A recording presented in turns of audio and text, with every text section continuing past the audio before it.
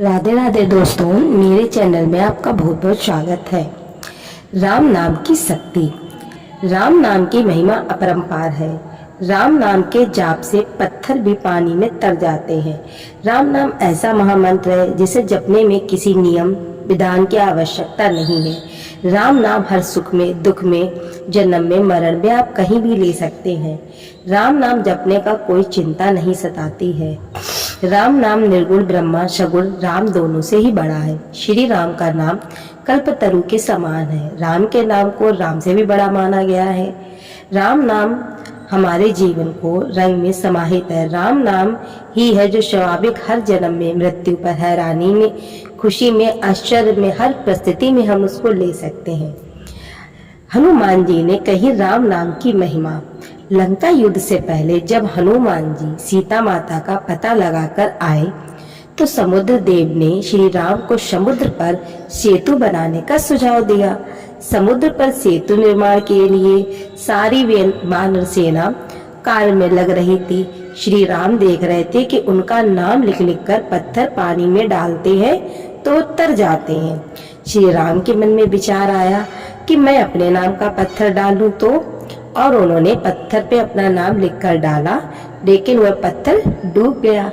जैसे ही पत्थर पानी में डाला वो तुरंत ही डूब गया। श्री राम यह देखकर आश्चर्यचकित हो गए। हनुमान जी ये सब देख रहे थे। हनुमान जी पूछने लगे, प्रभु क्या सोच रहे हो? श्री राम कहने लगे, हनुमान जिस पत्थर पे मेरा नाम लिखा है वह पत्थर तर गया, लेकिन मेरे द्वारा डाला गया पत्थर पानी में क्यों नहीं तरा? हनुमान जी कहने लगे, प्रभु आपके नाम को जो धारण करने के कारण पत्थर पानी में तर जाते हैं, लेकिन जिसे प्रभु आपने ही त्याग दिया तो उसे डूबने से कौन बचा सकता है? अर्थात श्री राम का नाम भव सागर से तारने वाला है। आदि पुरुष जय श्री राम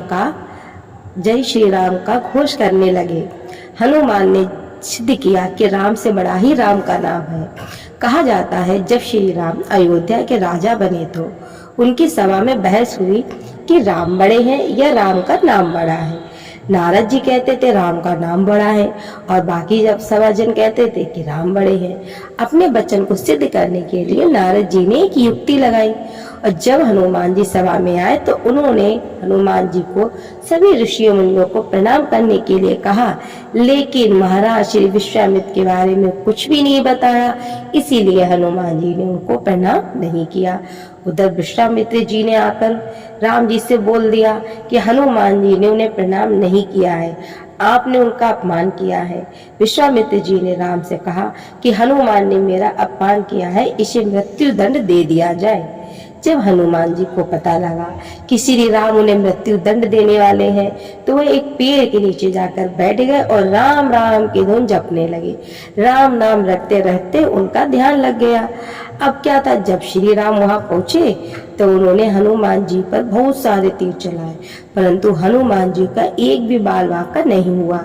लेकिन अपने गुरु की आज्ञा को पूरा करने के लिए राम जी ने उन पर ब्रह्मास्त्र भी चलाया, लेकिन वह भी विफल हो गया। कहा जाता है कि हनुमान जी लगातार राम नाम जप करते ही रहे।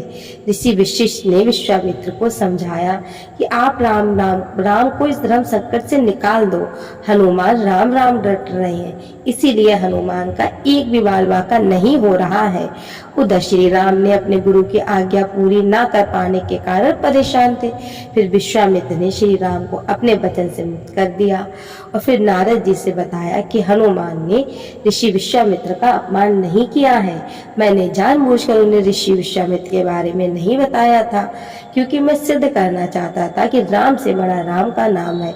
तो इस बात को राम भक्त हनुमान ने बढ़कर कौन सिद्ध कर सकता है कि जो राम का नाम जपते हैं उनका कभी भी बुरा नहीं हो सकता है और ना ही कोई उनका बुरा कर सकता है।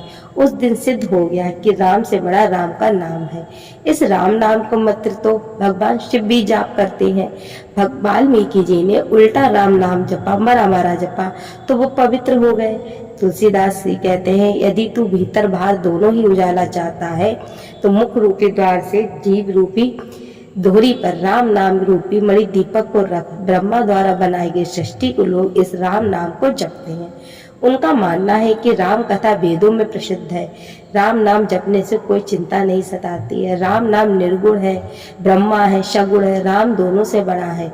श्री राम का नाम कल्परूप के समान है। कलयुग में राम नाम की महिमा तुलसीदास जी ने रामचरितमानस में कहा है, कलयुग जोग न जग गया ना, एक आधार राम गुण गाना। राम भरोस तज के भजे राम ही, प्रेम सबत गाने गुण गावे। तुलसीदास जी कहते हैं कि कलयुग में ना योग है, ना यज्ञ है, ना ही ज्ञान है, केवल राम ही राम का एक आधार है। जब भरोसे त्याग कर श्री राम का सिमरन करता है तो उन्हों का गुणों का गान होता है। श्री राम नाम जपने वाले भव सागर से तर जाते हैं। इसमें कोई संदेह नहीं है कि राम का प्रताप तो कलयुग में प्रत्यक्ष है। कलयुग में एक ऐसा पुनीत प्रताप है जो मानसिक पुण्य होते हैं, केवल मानसिक पाप ही कर जाते हैं।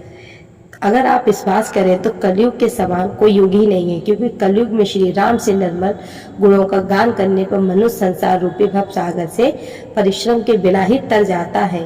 श्री राम के चरणों में प्रीति है, उनको काल धर्म नहीं व्यापते हैं। जैसे कि पंछियों को कोई नहीं सता सकता, वैसे ही राम का नाम इस दुनिया में सबसे बड़ा है।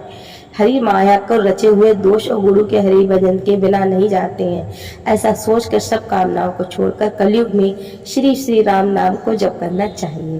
तो दोस्तों, मेरी जानकारी आपको कैसी लगी? अगर मेरी जानकारी आपको अच्छी लगे तो प्लीज़ मेरे वीडियो को लाइक और कमेंट जरूर करिएगा, और ऐसी जानकारी के लिए मेरे चैनल को सब्सक्राइब भी करें। जय श्री राम दोस्तों।